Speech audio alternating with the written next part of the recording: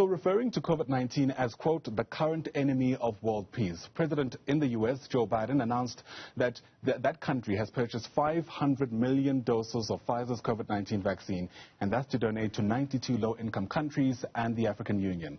Governors across the country have resorted to almost shameless incentives to lure Americans to willingly take the jab. First, it was a lottery to win about $1 million in Ohio. Then another lottery was set up in the west of Virginia. In Illinois, people could get free tickets to the Six Flags amusement park. In New Jersey, it meant a free beer, while the governor of Minnesota announced giveaways that included fishing licenses, things like gift cards, as well as state park permits, amongst others. But West Virginia perhaps topped it all. They added a chance to win hunting rifles or shotguns.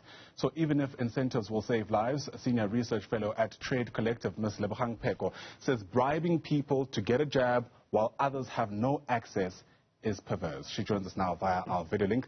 Ms. Pheko, thanks very much indeed for your time. It's lovely to chat to you on Newsroom 405. You know, these stories came onto the cycle mostly as feel-good stories. Look at the innovative ways through which we're getting our people to take the jab. But there are ethical considerations to be made, aren't there? Yeah, there are many ethical considerations to be made. The one is the idea of the right to health and the democratic access to this health. So in this instance, the right to life, in fact, through these COVID-19 vaccinations, which, as we know, have already been the object of a lot of international discussion, sometimes controversial.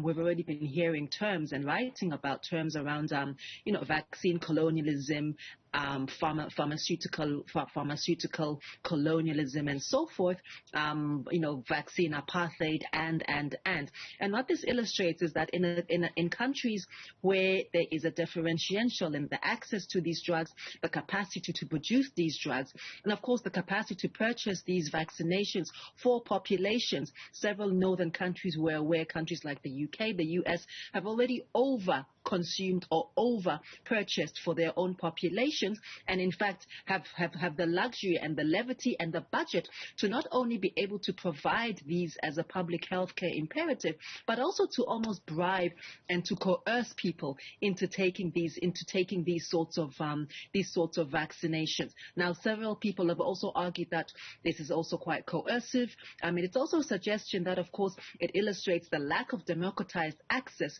to these drugs globally, especially like. Go ahead. Sure. Help us distinguish what happened in India with what's happened in the United States. So the Serum Institute of India actually stopped sending out their AstraZeneca vaccines because they wanted to prioritize their own population. It was another, call it, snag in this country's vaccination drive, versus what happened in the United States, which is what I've outlined. You know, these incentives being given out because not enough people are coming forward. It feels that the U.S. is getting a whole lot more backlash than India, even though, according to some people, they're doing the same things. Look, it's an interesting point, Ayand. I think the problem is that it's the U.S. being the U.S. I think the perception, and I don't think it's unfair, is that it's the U.S. being the U.S. So for the one thing that is that the way that this was managed in the U.S. under former President Trump was quite poor, managed or mismanaged. There was a lot of, COVID skepticism initially, the basic public regulations, the public health care regulations through the federalized, decentralized system there meant that there have been differential ways of dealing with this across the country and even between states. So the autonomy of different states means that there are different relationships that people have with things as basic as wearing masks. It's not that long ago, as recently as a few months ago, that there were still marches taking place in various parts of the U.S.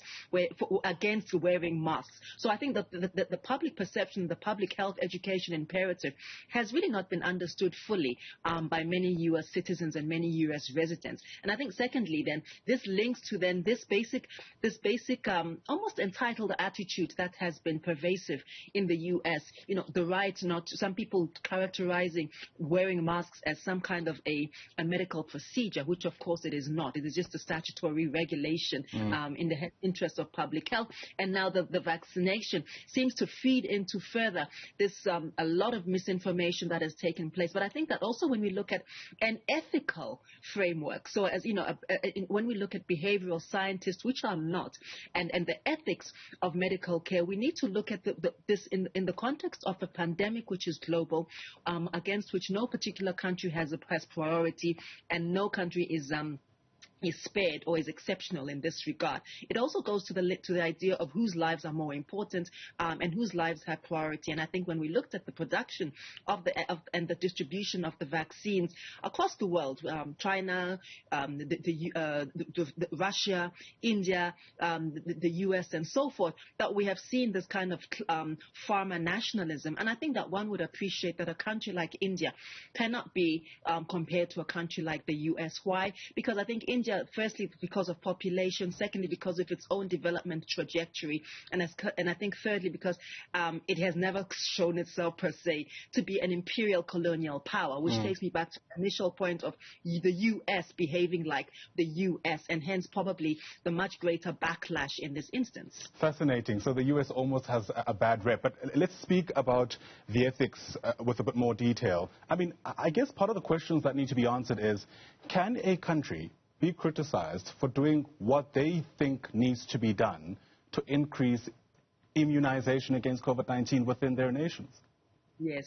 So I have a concern with all of that, Ayanda. So the first concern that I have with this is that the costs of all of this. So if we're going to give just pretend that we're going to give every eligible U.S. citizen, they're going to give every eligible U.S. citizen, I think there are about 300 million or 350 million Americans, some kind of an incentive, in addition to the cost of producing this drug, in addition to the cost of the previous research and development of this drug, in addition to the long-winded FDA process that it took, the clinical tests and so forth. And, the costs were quite high, especially because of the compressed length of time. This is, I think, the fastest produced drug that I can think of in recent history. And I think that what we have to think about here is that the cost of all this versus then giving people laptops, giving people trips to the zoo and, trips to the circus in exchange for what really should be a public health imperative and what really should be good citizenship, seems to me extremely bizarre. And it also seems as though, the ethics of that are lost when we think, well, okay, take that money, take the money that one would have taken for sponsoring people to do what is their ethical duty, do what is their civic responsibility, and perhaps pour that into some kind of a fund for then diverting greater distribution of pharmaceutical access, COVID access to different countries in the global south, for example. One sees a massive imbalance. It almost seems as though whilst one region is almost begging its citizens, begging its residents to do which seems to be just sensible and moral, there's such a deficit in other parts of the world. Yeah, I'm trying to place where the indictment actually falls here, Ms. Pheko. I mean, is this more an indictment on the American people for, in some respects, pushing their government to a point where they need to make these outrageous incentives?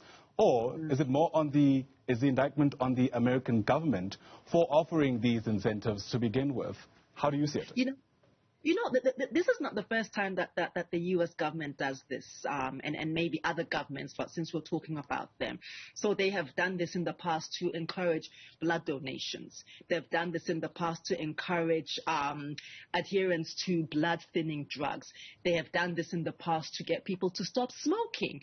They've done this in the past to get people to go jogging, to take up exercise. So I do think that it's I'm cautious with the term, but it almost seems like a nanny state, I mean, I think in the UK, for example, there have also been payments for people who took hepatitis B vaccines, tetanus, toxoid. Now, and now you juxtapose that, Ayanda, and your viewers against African countries, and I think I don't know if you're old enough to remember, but I'm of a generation who we were inoculated for everything, and cholera, yellow fever, small smallpox, and so on and so forth. We were constantly being perforated as school children, where the nurse, at the state's expense would come in, you'd line up, you'd all get your jab. There were no incentives for this. You didn't even get a lollipop as a little child for this. And I think, again, this strange hierarchy of whose lives are more important and whose bodies are valued more. It's this kind of coddling exercise. But the other thing that I think we also need to look at here, Ayanda, is the role of course, private investors and corporates. I mean, the people who are willing to partner with the state, the corporates who are willing to give away these rifles, the ones who are willing to give away these trips to the zoo, these trips to theme parks, etc. Even the companies who are willing to offer, to put something into the kitty of these lotteries, to offer these 100,000 rand dollar cash incentives. Of course, there's a corporatized, and I think that we need to watch that very carefully, the corporatization of what should be public health imperatives. Sure. Let me gauge if I'm understanding you correctly then, all things considered. Was the more prudent thing to be done by, for argument's sake, the U.S. government, to leave the people who don't want to receive their vaccines as they are and rather ensure that there's a more equitable distribution of this jab, keeping in mind that that would mean that they would leave their own population not fully immunized against this virus? I would say so. I would actually think that some tough love and some tough ethics would be useful in this regard, because even the kinds of resources, the sorts of resource allocation into media outlets, into public health campaigns, into, of course, the machinery, the logistics of getting the information, the vaccines, the distributional channels of all of this add up quite significantly.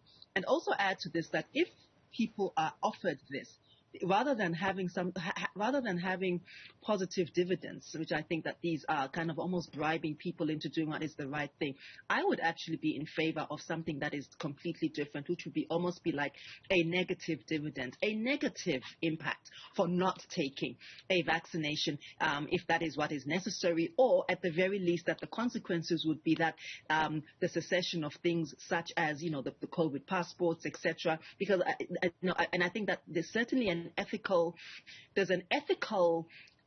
argument to be made for not enforcing vaccines on people. I think there's certainly an ethical argument around those who are still vaccine skeptics, and I think certainly on this continent, it is a very interesting line between the right not to have the vaccine, but I don't think that buying people with laptops and buying grown people with ponies and horses is the way to go, particularly when, in fact, those resources could be differently channeled.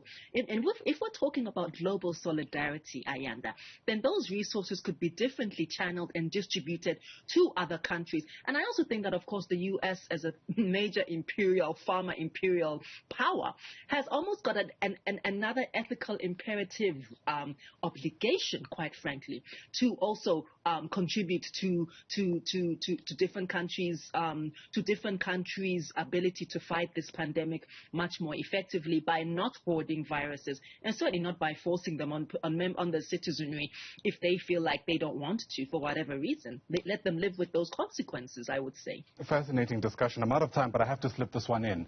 News coming out this morning that you speak about global solidarity. The U.S. and I think, in fact, G7 nations will now be donating about 1 billion COVID-19 vaccines to what we call low-income countries. In the context of us needing 11 billion vaccines in total, it is obviously not the whole way. There's a whole lot more that could be done. I wonder what you read into a move like that, which happens now in a context where we know they're probably a whole lot more satisfied around the immunization of their own populations, and so they can now attend to everyone else, if you get what I mean.